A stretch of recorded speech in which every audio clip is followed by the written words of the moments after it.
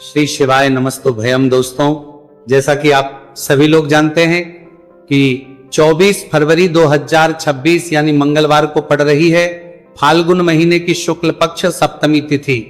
और दोस्तों, ये वह तिथि है जो फाल्गुन महीने में पड़ने वाली सबसे बड़ी तिथि है, क्योंकि यह मंगलवार के दिन पड़ रही है। और हमारे हिंदू धर्म में इसका बहुत ही बड़ा और विशेष महत्व होता है। पूज्य गुरु जी ने कहा है कि अगर कभी भी मौका लग जाए और फाल्गुन महीने की सप्तमी तिथि मंगलवार को पड़ जाए तो आप लोगों को सिर्फ और सिर्फ 11 गेहूं के दाने वाला उपाय तो अवश्य ही करना चाहिए, क्योंकि इन दोनों तिथियों का संयोग बहुत ही कम आता है। इसी के साथ दोस्तों, गुरुजी ने कहा है कि जब भी फाल्गुन महीने की सप्तमी तिथि पड़े तो आप लोगों को सिर्फ और सिर्फ 11 गेहूं के दाने वाला उपाय तो अवश्य करना। यह उपाय इतना खास है कि अगर आपने सही मुहूर्त पर सही क्रिया अनुसार 11 गेहूं के दाने वाला उपाय कर लिया, जो प्राचीन काल के समय का महा उपाय है, तो मान के चलिए दोस्तों, महादेव जी के आशीर्वाद से आपके जीवन का कितना ही बड़ा दुख हो उससे आपको मुक्ति मिल जाएगी। आपकी कोई भी मनोकामना हो, मान लीजिए आप नौकरी की तैयारी कर रहे थे तो आपकी नौकरी लग जाएगी, आपका बंद पड़ा व्यापार चल पड़ेगा। और दोस्तों, आप जिस बीमारी से आप बहुत दिनों से परेशान थे उस बीमारी से आपको मुक्ति मिल जाएगी। आपके जीवन में धन आना शुरू हो जाएगा, आपके जीवन में धन आने के नए नए रास्ते खुल जाएंगे। और मान के चलिए दोस्तों, फिर आपको किसी भी प्रकार की परेशानी का सामना नहीं करना पड़ेगा। इसीलिए दोस्तों, 24 फरवरी मंगलवार के दिन आप लोगों को इस वाले उपाय को जरूर कर लेना है। भले ही आपने पूरे साल भर इस उपाय को ना किया हो, पर अगर आपने इस फाल्गुन महीने में पड़ने वाली सप्तमी तिथि के दिन अगर इस वाले उपाय को कर लिया तो आपको इस उपाय को करने का वो फल मिलेगा जिसकी आपने कभी भी नहीं करी होगी। इसीलिए आप लोग इस गेहूं वाले उपाय को एक बार जरूर करने के लिए, वो आप 30 बार पर बना रहा है, लेना, ताकि आप लोगों के हाथ से ये मौका ना जा सके और आपको इस उपाय को करने का फल मिल सके। दोस्तों, ये उपाय पंडित जी ने अपनी अभी की ही शिव महापुराण की कथा में बताया है, जो इस उपाय को आज हम आपको बहुत अच्छे से समझाने वाले हैं। इस वीडियो को देखने के बाद इस उपाय को समझने के लिए आपको कोई और वीडियो को देखने की जरूरत नहीं पड़ेगी। तो दोस्तों, इस उपाय को आपको कैसे करना है, कब करना है, कहां पर करना, और उपाय को करते समय आपको किन किन गलतियों को नहीं करना है और आपको किन किन बातों का ध्यान रखना है, ये सारी जानकारी हम आपको इस वीडियो में देंगे। तो चलिए भक्तों, उपायों को शुरू करते हैं। अगर आप भी चाहते हैं कि महादेव जी का आशीर्वाद आप पर सदैव बना रहे तो वीडियो को लाइक करें, चैनल को सब्सक्राइब करें और कमेंट बॉक्स में हर हर महादेव जरूर लिखें। और अपने फायदे के लिए, गरीबी दूर करने के लिए इस वीडियो को पूरा देखकर जाना। यदि आज आपने वीडियो को बीच बीच में से देखा, काट काट कर देखा, तो जीवन में आपको कभी सफलता हासिल भी नहीं होगी। दोस्तों, ये 24 फरवरी मंगलवार सप्तमी तिथि का दिन ये इतना खास होता है, इतना महत्वपूर्ण होता है। देखा गया है कभी कभी बड़े बड़े पूजा पाठ अनुष्ठान से जो मनोकामना पूर्ण नहीं होते, वह 24 फरवरी मंगलवार के दिन एक छोटे से उपाय करने से ही आपकी मनोकामना पूर्ण हो जाती है। अब हम समझते हैं इस वाले उपाय को हमें करना किस समय है। इस 11 गेहूं के दाने वाले उपाय को हमें फाल्गुन महीने के मंगलवार के दिन करना किस समय है। तो देखिए, इस उपाय को करने का जो समय है वह सुबह का समय है और शाम का समय है। अब देखिए, यहां पर हम मुख्य रूप से सुबह का समय नहीं बोलेंगे, क्योंकि 24 फरवरी मंगलवार सप्तमी तिथि का दिन है और इस दिन प्रदोष काल के समय का बहुत महत्व होता है। बाकी अगर सुबह के समय भी करेंगे तो भी अच्छा होगा, उसमें कोई भी दिक्कत वाली बात नहीं है। तो चलिए जानते हैं इस विशेष उपाय के बारे में। लेकिन उससे पहले एक प्रार्थना, अगर आप इस चैनल पर नए हैं तो आप इस वीडियो को लाइक करें, चैनल को सब्सक्राइब करें और कमेंट बॉक्स में आप अपनी राशि या अपना नाम जरूर डाल दें, क्योंकि हम राशि से भाग्य भी बताते हैं और भाग्य में चल रही परेशानियों को दूर करने के लिए वो आसान से आसान उपाय भी बताते हैं। तो चलिए अब हम अपने सबसे पहले उपाय की बात कर लेते हैं। देखो, गुरुजी ने कहा है कि अगर मंगलवार के दिन सप्तमी तिथि पड़ जाए तो इस दिन आपको 11 गेहूं के दाने वाला उपाय तो अवश्य ही करना चाहिए। देखो, ये उपाय, यदि आपके जीवन में कर्जा बहुत अधिक है, आपके जीवन में संकट बहुत अधिक रहते हैं, आपके ऊपर बहुत अधिक विपदा आ रही है, बार बार आपको अपने व्यापार में और अपने धन में हानि देखने को मिल रही है कि आपको प्रत्येक कार्य में हानि हो रही है, तो आपको ये उपाय करना चाहिए। देखिए, इस उपाय के लिए आपको 11 गेहूं के दाने आपको लेने हैं, ठीक है। 11 दाने लेने के बाद में आपको जरूरत होगी चावल के दानों की। 11 चावल के दाने और 11 गेहूं के दाने, और चावल के दाने खंडित नहीं होने चाहिए। अब आप कहोगे पंडित जी गेहूं कहां से लेने हैं? देखो, आपको किसी भी किराना स्टोर पर गेहूं के दाने आपको आसानी से मिल जाएंगे, जाकर ले लेना, ठीक है ना। 11 गेहूं 11 चावल के दाने लेने हैं। साथ ही साथ आपको एक तांबे का लोटा है और उस तांबे के लोटे में आपको जल भरना है। जल आपका खुद के घर का होना चाहिए, मंदिर का नहीं होगा। अब आप ये सब सामग्री लेकर पहुंच जाओगे महादेव के शिवलिंग के पास में शाम के टाइम पे प्रदोष काल में। देखो जब आप ये उपाय कर रहे हो तो अपना फेस रखना उत्तर दिशा, नॉर्थ डायरेक्शन की तरफ। अब यहां पर जो मैं आपको क्रम बताने जा रहा हूं ना, उस मेरे क्रम को बहुत ध्यान से सुनिए। महादेव को अगर कोई सबसे प्रिय है ना, तो उनकी सबसे छोटी पुत्री जिनका नाम है माता अशोक सुंदरी, जो आपके पास में चावल 11 दाने हैं ना, उन चावल के 11 दानों को माता अशोक सुंदरी के स्थान पर आपको अपना नाम और गोत्र बोलते हुए समर्पित कर देने हैं, है ना। और चावल के दानों को रखने के बाद में जो आपके पास में तांबे का लोटा है ना, उस तांबे के लोटे को कहीं पे भी हम जल नहीं चढ़ेंगे। सिर्फ और सिर्फ माता पार्वती का जो हस्तकमल आपको दिख रहा है, यहीं पे गोल गोल आपको समर्पित करना है, उसी जल को, और कहीं नहीं। ना तो माता अशोक सुंदरी के स्थान पर, ना तो शिवलिंग के ऊपर, सिर्फ आपको यहां पे गोल गोल जलाधारी पर आपको उस जल को समर्पित करना है। अब आपके पास में बचे हुए हैं 11 गेहूं के दाने और बचे हैं। उन्हीं 11 गेहूं के दाने को आपको अपनी मनोकामना, अपने विशेष कहते हुए महादेव के शिवलिंग के ऊपर अगर आप सप्तमी तिथि के दिन प्रदोष काल में समर्पित कर देते हैं, तो आपकी जो भी मनोकामनाएं होंगी, जो भी विश होंगी, महादेव पूरी जरूर करते हैं। अन्न को समर्पण करने से, उस खासकर गेहूं को समर्पण करने से हमारी इच्छाएं पूरी होती हैं। और अगर वह दिन मंगलवार सप्तमी तिथि का दिन हो, तब तो इससे सुंदर संयोग कुछ भी नहीं हो सकता।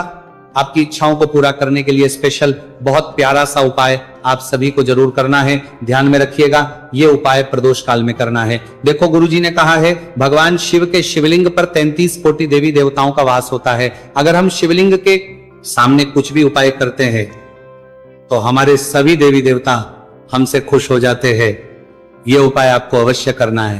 देखो सुबह के टाइम नहीं कर सकते, ठीक है। अब बात करते हैं अगले उपाय की। देखो इस उपाय के लिए आपको लेना है एक गोल बाती का दीपक। आप चाहे तो मिट्टी का ले सकते हैं या फिर घर से शुद्ध आटा मढ़कर उसका दीपक आप तैयार कर सकते हैं। इसके बाद आपको लेना है शुद्ध गाय का घी। अगर वो नहीं है तो कोई भी देसी घी इस्तेमाल कर सकते हैं, जिससे आपको दीपक प्रज्वलित करना है। देखो अब ये सब सामग्री लेकर आपको जाना है प्रदोष काल में आपके घर पर तुलसी जी के घेरे के पास में। देखो ये उपाय तो आपको अवश्य करना है। देखो वहां पहुंचकर सबसे पहले वो दीपक आपको प्रज्वलित कर देना है और काग 11 बार जाप करना है।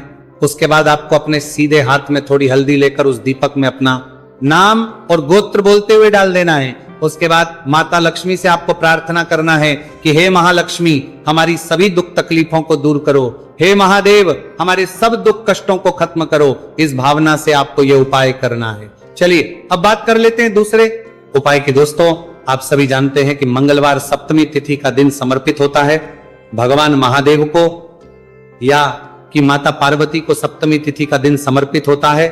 और जब भी हम शिवलिंग के ऊपर कोई भी उपाय करते हैं तो इससे हमें एक साथ भगवान महादेव की ओर माता पार्वती की कृपा प्राप्त हो जाती है।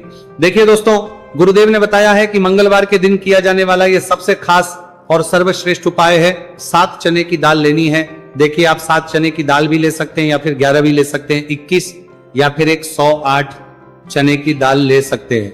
यदि आप 21 चने की दाल लेते हैं तो यह आपके उपाय के लिए अत्यधिक सर्वोत्तम होता है। तो इस प्रकार से आप कम से कम 7 चने की दाल ले सकते हैं और अधिक से अधिक आप 108 चने की दाल ले सकते हैं। अब देखिए इसी के साथ में आपको मात्र 1 लोटा शुद्ध जल लेना होगा तांबे के पात्र के अंदर अपने ही घर से, और साथ ही में आपको मात्र 1 से 2 गू के टुकड़े भी लेने हैं। देखिए मंगलवार सप्तमी तिथि का दिन भगवान महादेव को होता है।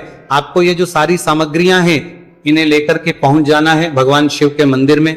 इस उपाय को आप सुबह से लेकर के शाम तक किसी भी समय में कर सकते हैं, लेकिन यदि आप शाम के समय इस उपाय को करते हैं तो यह उपाय आपके लिए और अधिक सर्वोत्तम होता है। तो यदि आपको प्रदोष काल के समय में मिल जाता है तो फिर आप प्रदोष काल में भी कर सकते हैं, या फिर आप पूरे ही दिन में किसी भी समय इस उपाय को कर सकते हैं। शिव मंदिर पहुंचने के बाद सबसे पहले तो आपको दक्षिण दिशा में बैठ जाना है। उत्तर दिशा की तरफ आपको अपना मुख कर लेना है।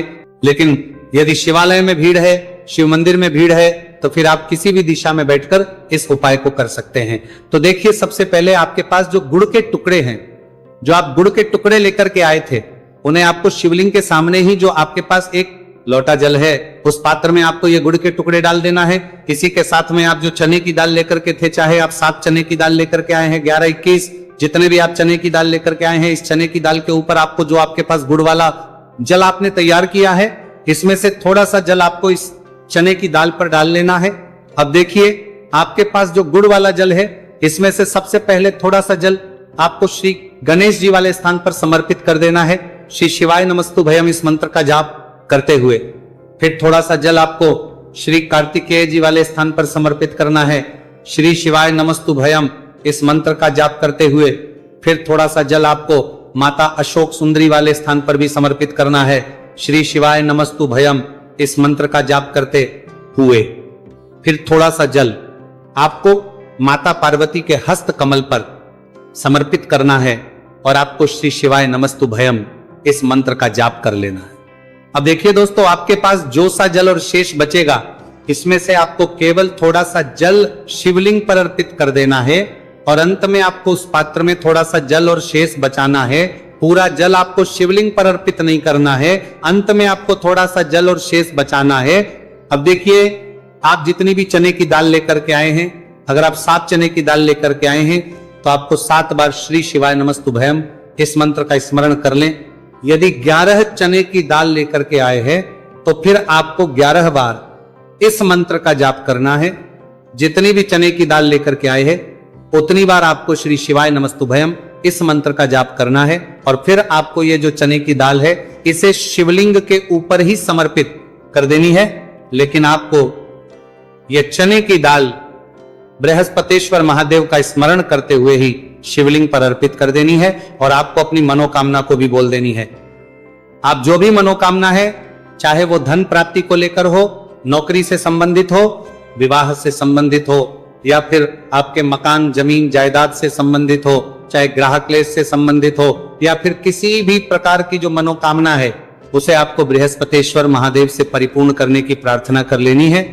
और इसके बाद आपके पास जो पात्र के अंदर थोड़ा सा से जल और बचा हुआ था, इसे भी आपको धीरे धीरे भगवान शिव की पर ही अर्पित कर देना होगा। श्री शिवाय नमस्तुभयम इस मंत्र का जाप करते हुए पूज्य गुरु जी कहते हैं कि फाल्गुन महीने का मंगलवार सप्तमी तिथि को जो भी व्यक्ति इस प्रकार से यह चमत्कारिक उपाय कर लेता है, तो उसकी जो मनोकामना है वो भगवान लक्ष्मी नारायण की कृपा से तथा महादेव की कृपा से बहुत ही जल्द परिपूर्ण हो जाती है। बात करते हैं अगले उपाय की। देखो, इस उपाय के लिए आपको मात्र 2 लौंग लेनी होगी, या कि आपको लौंग का जोड़ा लेना है। 2 फूल वाली आपको लौंग लेनी है। लौंग का जोड़ा कहीं से भी खंडित नहीं होना चाहिए, इस बात का ध्यान रखें। इसी के साथ में आपको लेना होगा लाल चंदन का पाउडर। देखिए, यदि आपके पास लाल चंदन की लकड़ी है, तो उसे घिसकर भी आप चंदन के रूप में प्रयोग कर सकते हैं। यदि पाउडर है, उसका भी आप अपने उपाय के लिए प्रयोग कर सकते हैं। देखिए, चंदन जो है वो तेज का प्रतीक माना गया है और साथ ही साथ जीवन के अंधकार को दूर करने का प्रतीक माना गया है। अब इसी के साथ में आपको मात्र एक तांबे के पात्र के अंदर शुद्ध जल लेना होगा। अपने घर से अब दोस्तों ये तीनों सामग्री लेकर के सीधे आपको पहुंच जाना होगा भगवान शिव के मंदिर में। देखिए, इसी के साथ में आपको एक गोल बाती का दीपक भी लेना होगा। दीपक आप मिट्टी का भी ले सकते हैं, शुद्ध आटा मढ़कर उसका भी तैयार कर सकते हैं, और दीपक में आप शुद्ध घी का प्रयोग करना है। लेकिन जैसे ही आप इन सभी सामग्रियों को मंदिर में लेकर के पहुंचेंगे, मंदिर में जैसे ही आप चौखट के वहां पर पहुंचेंगे, तो मंदिर की चौखट के सीधे तरफ आप जो अपने साथ एक गोलबाती का दीपक लेकर के आए हैं, उसे आपको सबसे पहले तो प्रज्वलित कर देना है।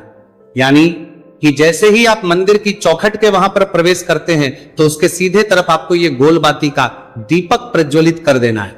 अब देखिए, जैसे ही ये दीपक प्रज्वलित करेंगे, तो आपकी जो भी मनोकामना है उससे आपको बोल देना है। आप इस दीपक को इस प्रकार से प्रज्वलित करने के बाद इन सभी सामग्रियों को शिवलिंग के पास में लेकर पहुंच जाना है। अब देखिए दोस्तों, आपके पास जो एक तांबे के पात्र के अंदर शुद्ध जल है, उसमें से आपको केवल आधा लोटा जल ही भगवान शिव के शिवलिंग पर अर्पित करना है। आधा लोटा जल आपको उसी पत्र के अंदर बचा लेना है।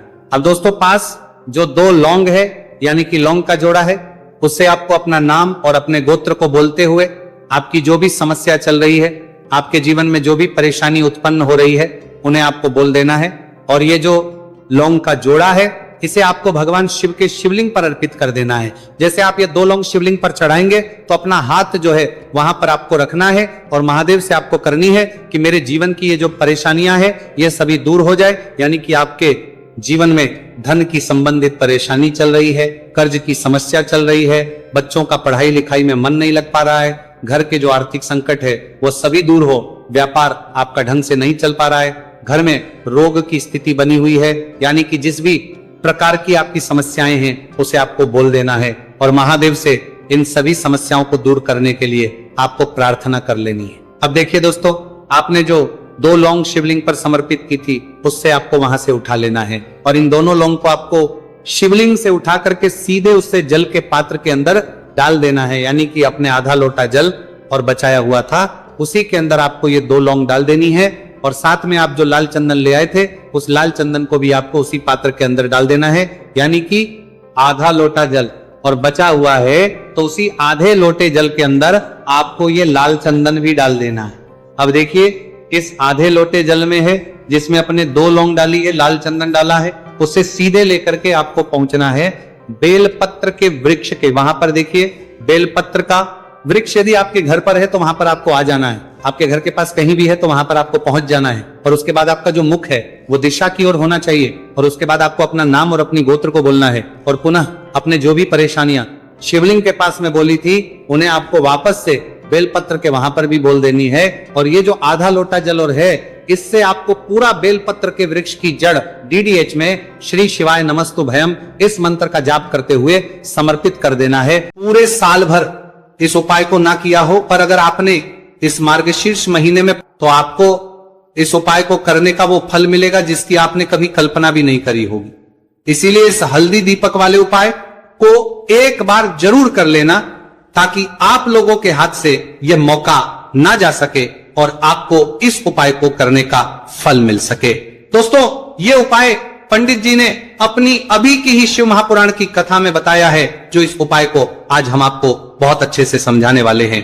इस वीडियो को देखने के बाद इस उपाय को समझने के लिए आपको कोई और वीडियो को देखने की जरूरत नहीं पड़ेगी।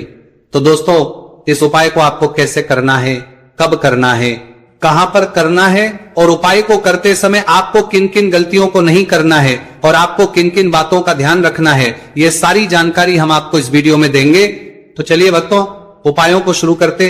अगर आप भी चाहते हैं कि महादेव जी का आशीर्वाद आप पर सदैव बना रहे तो वीडियो को लाइक करें, चैनल को सब्सक्राइब करें और कमेंट बॉक्स में हर हर महादेव जरूर लिखें। तो दोस्तों, यह थे पूज्य गुरुजी द्वारा बताए गए कुछ बहुत ही खास उपाय। अगर आपको जानकारी अच्छी लगी हो तो वीडियो लाइक करिएगा। मिलते हैं फिर एक नए वीडियो के साथ। श्री शिवाय।